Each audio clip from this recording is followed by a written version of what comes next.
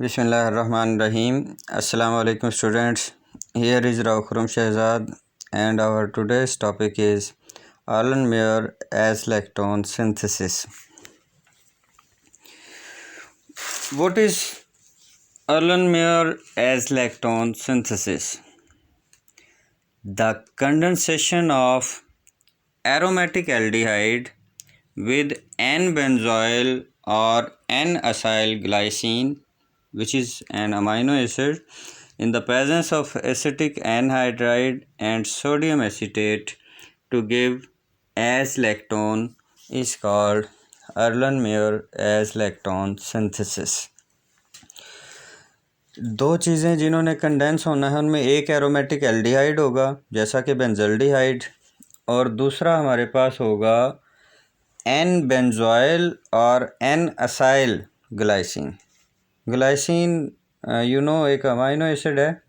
ये यहाँ पे इस एग्जांपल में देखें, ये हमने बेंजल्डिहाइड लिया है जो कि एरोमेटिक एल्डिहाइड है, और ये देखें ये है ग्लाइसिन। ये यहाँ तक ये ग्लाइसिन था, अगर ये NH की जगह NH2 होता तो, लेकिन हमने क्या किया, ये NH2 से एक हाइड्रोजन हटा के उसकी जगह बेंजोइल ग्रुप लगा दिया है, PHC double bond O, this is called benzoyl group.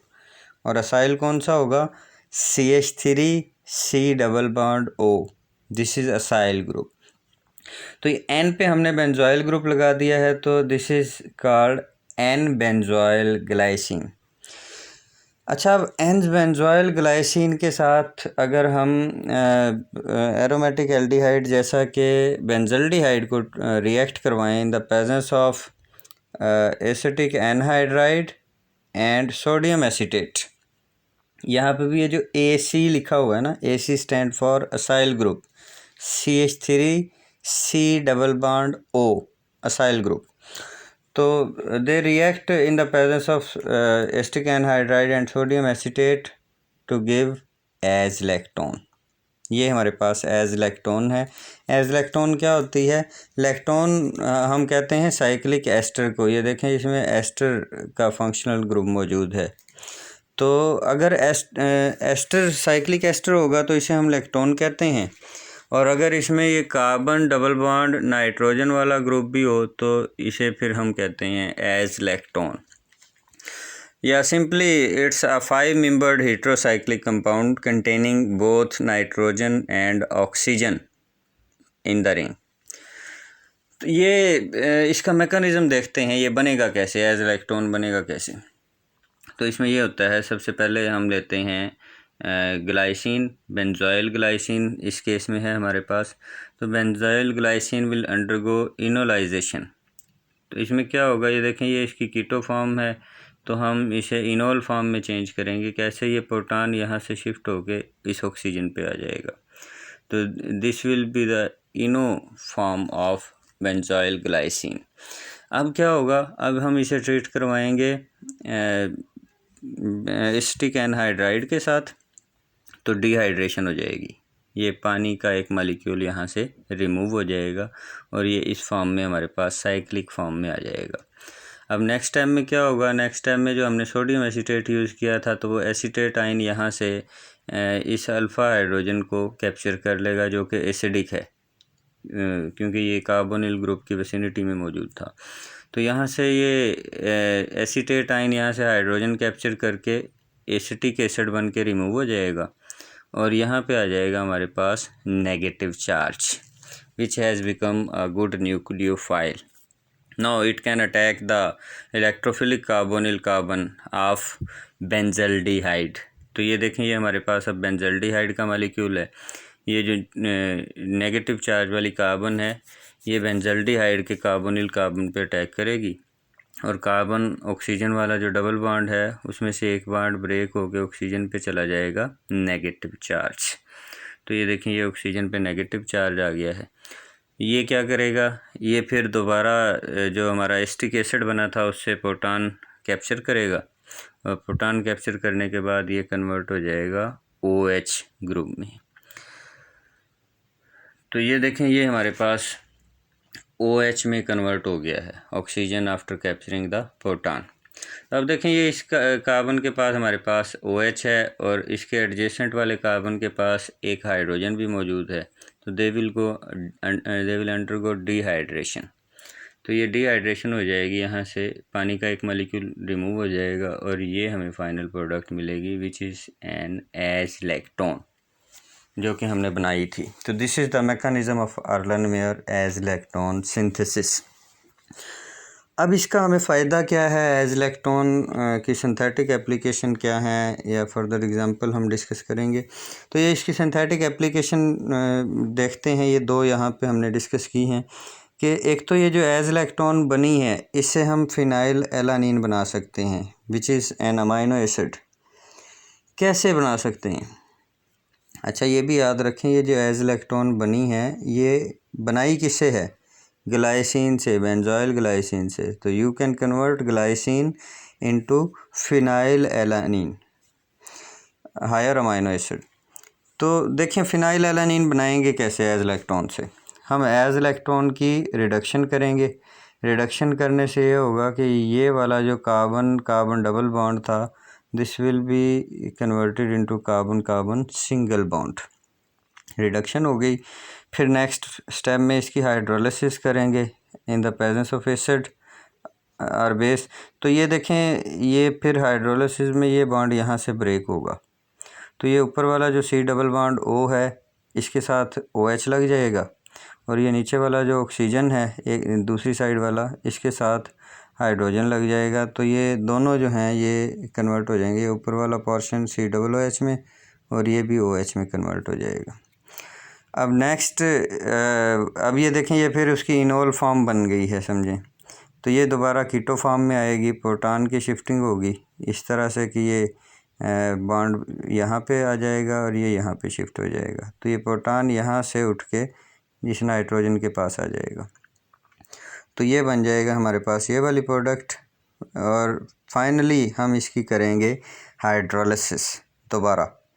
अब हाइड्रोलिसिस क्या करेगी? अब हाइड्रोलिसिस यहाँ से इस बॉन्ड को ब्रेक कर देगी और ये राइट वाले पोर्शन के साथ ये जो हमारा बेंजोइल ग्रुप है दिस वन, तो इसके साथ OH लग जाएगा और ये कन्वर्ट हो जाएगा बेंजोइक एसिड में। जबकि ये जो लेफ़्ट पे NH रह गया था इसके साथ H लग जाएगा और ये NH2 में कन्वर्ट हो जाएगा। तो this is your phenylalanine. तो in this way we can convert glycine into phenyl alanine. So this is one of the synthetic applications of this reaction. अच्छा, दूसरा आप इसी एज़लेक्टोन से अल्फ़ा कीटो एसिड भी बना सकते हैं। वो कैसे बनाएंगे? फिनाइल एलानीन बनाते वक्त हमने पहला स्टेप ये किया था कि एज़लेक्टोन की सबसे पहले रिडक्शन की थी और फिर हाइड्रोलिसिस की थी। लेकिन जब हमने इससे अल्फ़ा कीटो एसिड बनाना है ना, हम रिडक्शन नहीं करेंगे, डायरेक्ट हाइड्रोलिसिस कर देंगे।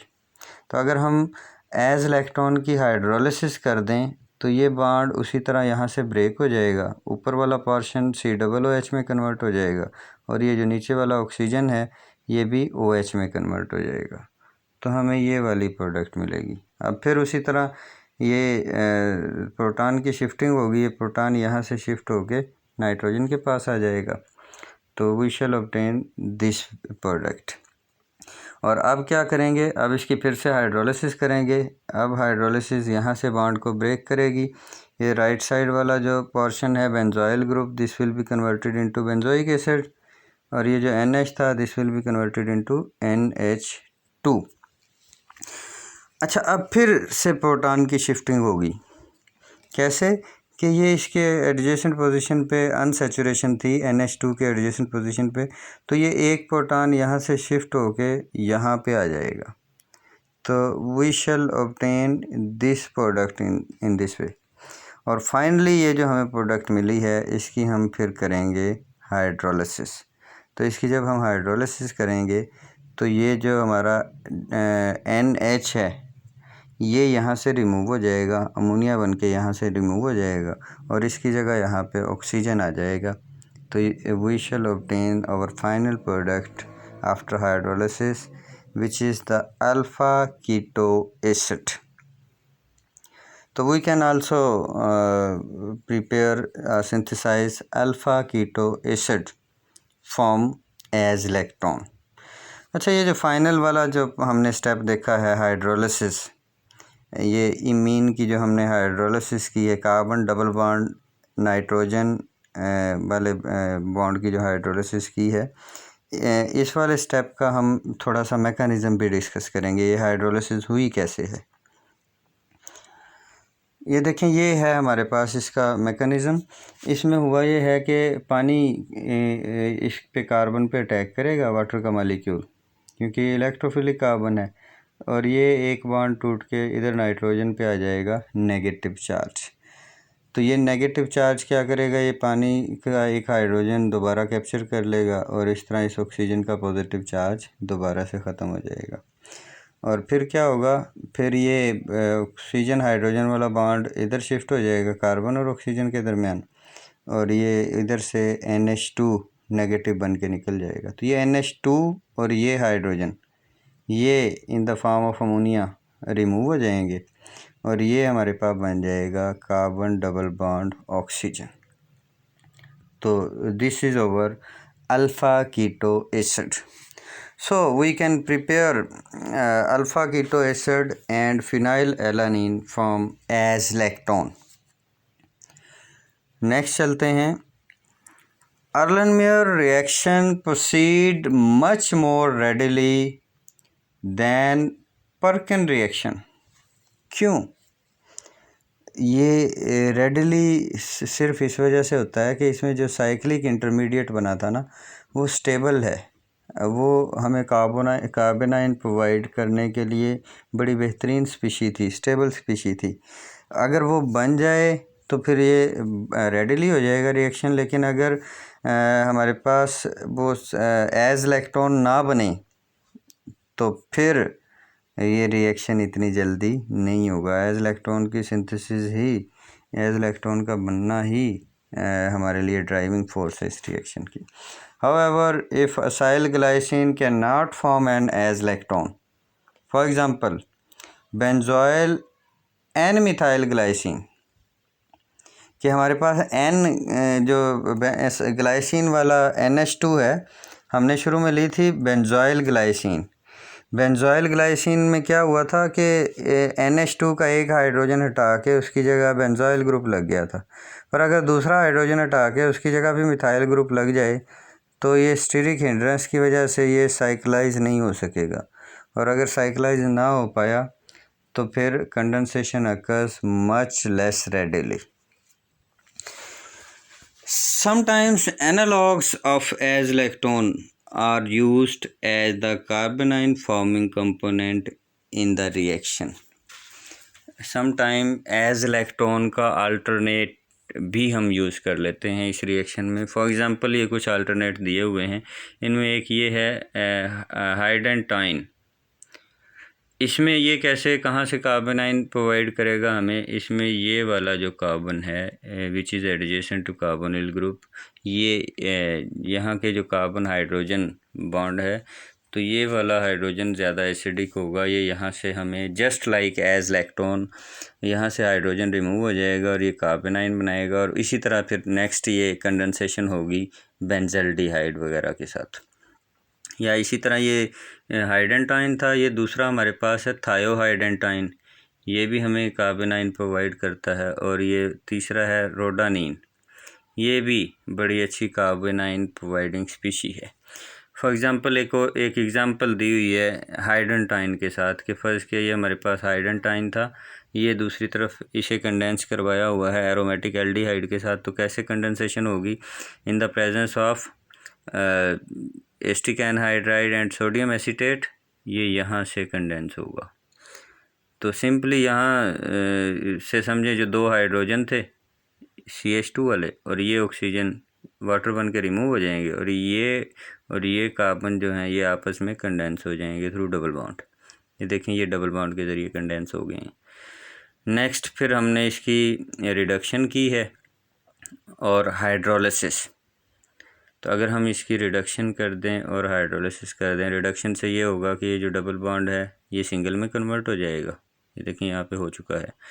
और फिर जब हम इसकी हाइड्रोलिसिस करेंगे तो हमें फाइनल प्रोडक्ट मिलेगी which is an amino acid. तो हाइड्रोटाइन को भी हम एज लैक्टोन की जगह यूज़ करके हायर अमाइनो एसिड बना सकते हैं। That's all as far as our today's lecture is concerned. Take care. अल्लाह हाफिज़।